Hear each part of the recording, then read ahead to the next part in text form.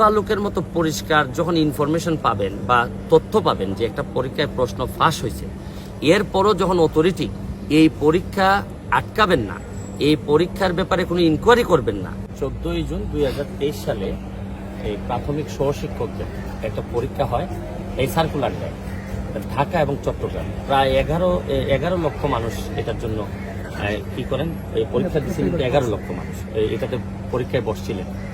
তো পরীক্ষার দিনে দেখা যাচ্ছে যে সবগুলা পত্রিকায় আসছে পরীক্ষার দিনে প্রশ্নপত্র ফাঁস হয়। হওয়ার পর পুলিশ এবং ডিবি, আমাদের ডিবি পুলিশ এর মধ্যে অনেককেই গ্রেফতার করেন এবং তারা স্বীকার করেন যে এই প্রশ্নপত্র ফাঁসের সাথে কারা কারা জড়িত, কিভাবে কি হয়েছে সবকিছু ছিল।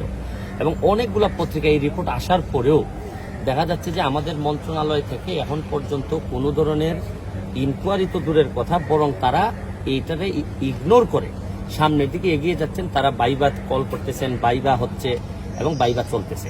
তো আমাদের বক্তব্য হচ্ছে যে এইরকম দিবালোকের মতো পরিষ্কার একটা এই প্রশ্নপত্র ফাঁসের ঘটনায়, এটা তো একটা দুর্নীতি। দিবালোকের মতো পরিষ্কার এইরকম ঘটনায় একটা তদন্ত কেউ করলো না। এর মানে হচ্ছে কি, আমরা ধারণা করতেছি এটার মধ্যে যারা জড়িত তাদের মধ্যে ইভেন যারা এই মন্ত্রণালয়ে যারা ছিলেন তারাও জড়িত থাকতে পারে।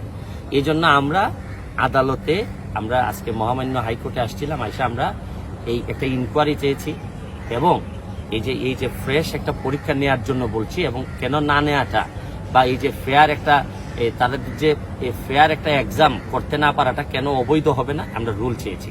মাননীয় আদালত আমাদেরকে রুল দিয়েছেন, ভাইবা বসি যে ভাইবা পরীক্ষাটা স্টে করে দিয়েছেন 6 মাসের জন্য এবং একটা ইনকোয়ারি কমিটি করে 3 মাসের মধ্যে ইনকোয়ারি রিপোর্ট হাইকোর্ট বরাবরে জমা দিতে বলেছে।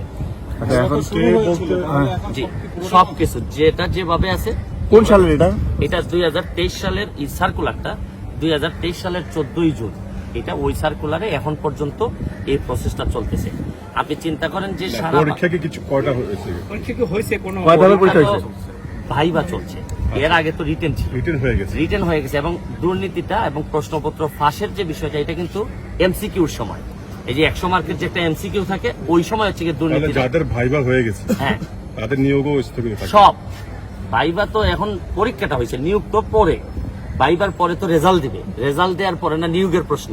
এখন হচ্ছে গিয়ে পুরো প্রসেসটাই আপাতত ইনকোয়ারি হয়ে রেজাল্ট আসার আগ পর্যন্ত এটা বন্ধ থাকে। কত সেশন এটা এই যে বললাম যে এই 2023 সালের 14 জুন এটা কি ছিল। ভাইভাই মোট কতজন ভাইভাতে প্রায় 11, ভাইভাতে আমরা এক্স্যাক্টলি এখন জানি না, প্রায় 48,000 ভাইভাতে। ভাইবা এখন চলমান, সব বন্ধ থাকবে, সব বন্ধ থাকবে। 48,000 ভাইভাতে কল করছে। কতদিনের জন্য স্টে করলো? 6 মান্থ। তবে আরেকটা জিনিস আপনাদেরকে একটু বলে রাখি যে এই মামলাটাতে আরেকটু গুরুত্বপূর্ণ এই কারণে যে আপনি দিবালোকের মতো পরিষ্কার যখন ইনফরমেশন পাবেন বা তথ্য পাবেন যে একটা পরীক্ষায় প্রশ্ন ফাঁস হয়েছে, এরপরও যখন অথরিটি এই পরীক্ষা আটকাবেন না, এই পরীক্ষার ব্যাপারে কোনো ইনকোয়ারি করবেন না, এর মানে কি দাঁড়াচ্ছে জানেন? যে পরবর্তী পরীক্ষায় আরো উৎসাহিত করা, যে আসেন দল বল মিলে আমরা প্রশ্নপত্র ফাঁসে আমরা জড়িত হই এবং প্রশ্নপত্র ফাঁস করার মধ্য দিয়েই আমরা জাতীয় জীবনে আমরা বিভিন্নভাবে চলেন, আমরা একসাথে মিলেমিশে আমরা ছাত্রদেরকে পড়াই। এবং এই যারা টাকা পয়সা দিয়ে এরকম প্রশ্নপত্র ফাঁসের মধ্য দিয়ে যেসব টিচার হবে, আপনার কি মনে হয় যে বাকি 30 বছর এরা কোনো ভালো বাচ্চা এই আমাদেরকে দিতে পারবে এই জেনারেশনকে? এই জন্য এটা খুবই গুরুত্বপূর্ণ একটা বিষয়। Thank you.